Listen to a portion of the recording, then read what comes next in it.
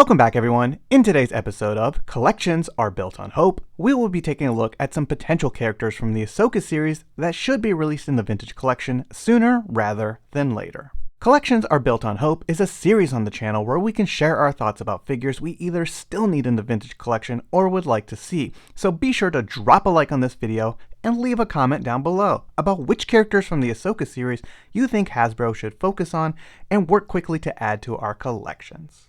And before we dive into this list, I have to give an honorary mention to Shin and Baylan, two characters we absolutely need in the Vintage Collection. I do have a strong feeling we will see them at some point, but we need to make noise, as they have only been announced for our neighboring 6-inch scale. So come on Hasbro, get these villains into the line. But with all that said and done, let's begin with the New Republic Officer. This would be a great figure to add to our collections that also has some potential for an excellent troop builder pack. It could also be used for a Return of the Jedi General Madine figure, which is another original 96 release that needs to happen in the future. Moving on, we have the New Republic Fleet Trooper. This modern take on the Episode 4 Rebel Fleet Trooper would make an excellent addition not only to our Ahsoka collections, but our Mandalorian displays as well. But it has to be said that these would be a crucial figure needed for recreating the opening scene of the series and Baylan's Hallway Massacre. Next we have Sabine Wren Lothal, who is definitely a must-have for me, and I think Hasbro could easily give us a 2-for-1 with this release by simply including a set of swappable arms. In an ideal collecting world, the bomber jacket would be made of a soft brown plastic that could be removed from the figure, basically a vest-like accessory.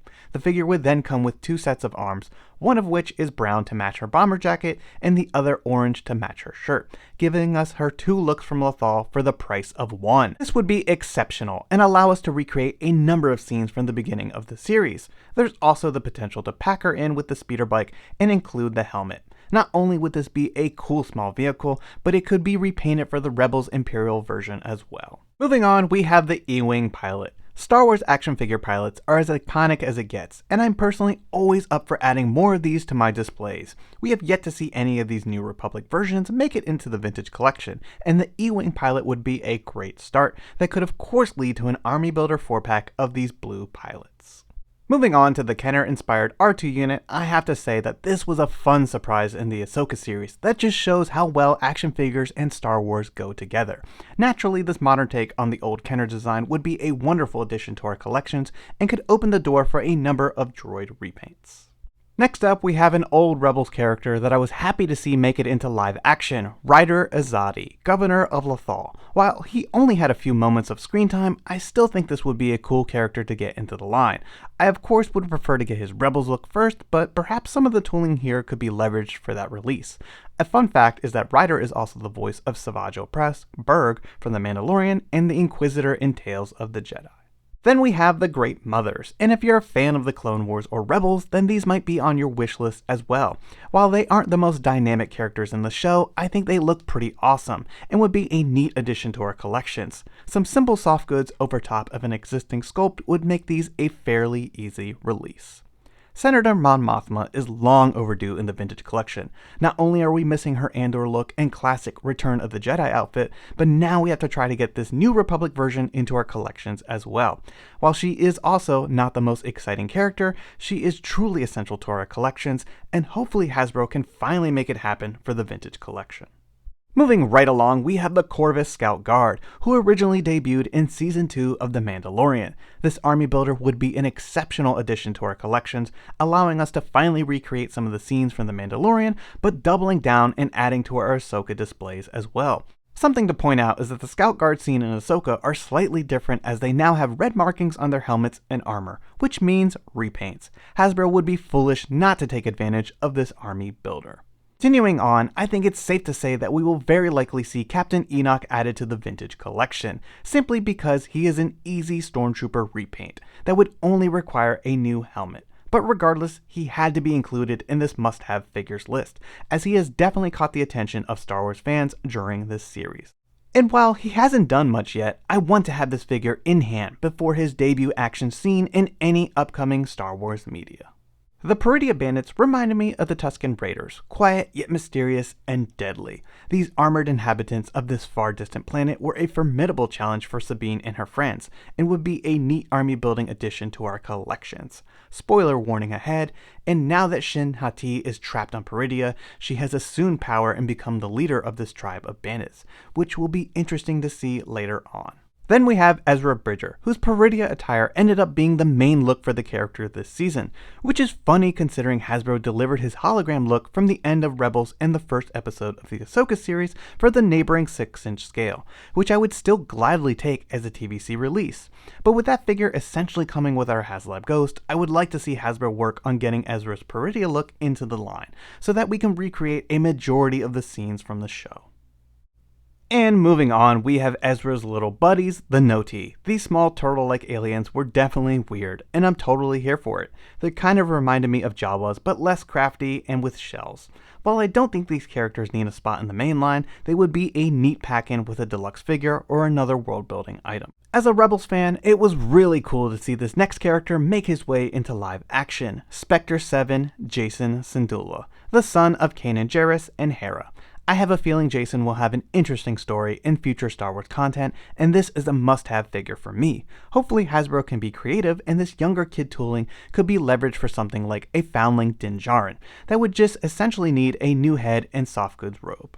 And finishing off this round, we have Ahsoka the White, which could be an easy repaint and partial tool of an already magnificent Ahsoka figure that we have in the vintage collection. It would have been phenomenal to see this figure on an Ahsoka card, rather than the repacked Corvus figure that will be shipping out soon in the next TVC wave case. But fortunately, Hasbro has another shot to make this one everything it can be. I will say that I would like to see this figure packed with swappable force push hands and unlit sabers, since we have not seen those items packed yet with this character. Moving on, we have the Stormtrooper variant that everyone has been talking about and will certainly need to be at the top of Hasbro's to-do list, the Night Troopers, a fantastic looking new take on the iconic Stormtrooper with weathered armor, gray and gold markings, and red fabric that could be achieved with soft goods or even molded soft plastic pieces that are glued in place. I think these would look incredible in our collections lined up in a formation as they chant for Grand Admiral Thrawn. Then we have the Night Death Troopers, who lend even more support to Grand Admiral Thrawn's army.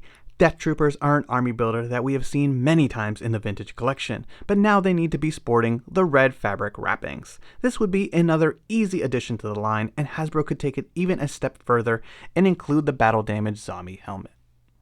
Continuing on, we have Morgan Elsbeth, Blade of Talzin. Luckily, Morgan Elsbeth has already secured her spot in the vintage collection, and while I've wanted that figure since she faced off with Ahsoka back in Season 2 of The Mandalorian, she sadly is not coming with the Beskar spear or any accessories, which many fans in the community are bummed about. But Hasbro has a second chance with her Blade of Talzin look, which would be an easy repack. Simply tool up a new head sculpt and sword accessory, and let's add this one to our Ahsoka displays. And lastly, we have Flashback Ahsoka and Anakin. While we do have a similar version of Ahsoka's young Padawan look in the vintage collection, it is far from perfect due to the horribly outdated articulation. The same can be said for our Revenge of the Sith and Clone Wars Anakin.